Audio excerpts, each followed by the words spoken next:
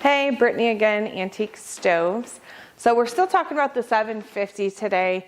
We're also going to go over some of the options that the 750 has. A great option for the 750 is the coal grate that you can have instead of the straight grate that's right here in the firebox. The coal grate is different because it's actually a shaker grate. So if you're going to be burning a lot of coal, you're in an area where you burn more coal than you do wood, that's a great option for you.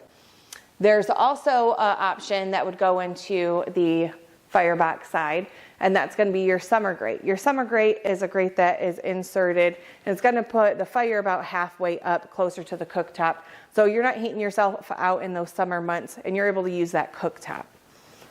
There is a water reservoir option that goes on the back of the stove, right back here, and it's actually going to kind of wrap around the fire flue. It's a 24-gallon water reservoir. It's going to sit partially on the back of that stove, so it's going to warm that up for you. There's no need to hook it up to a heating coil, which is another option that we have here. That heating coil you can use for your domestic hot water. You want to hook up to a domestic hot water tank to use for your bathing or, regular plumbing, that sort of thing. There is a new option, which is right here, and that is for the air intake, which would be on the firebox side.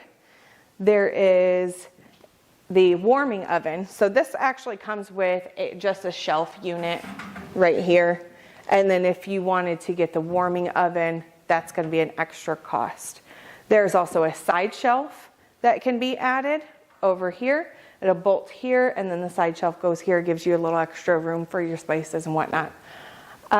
There is also, on this one, you've got your double oven racks. You can order more oven racks if you'd like to. There is a space for a third, and you can move those around.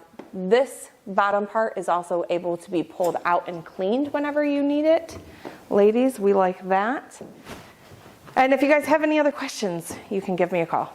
517-767-3606. Have a great day.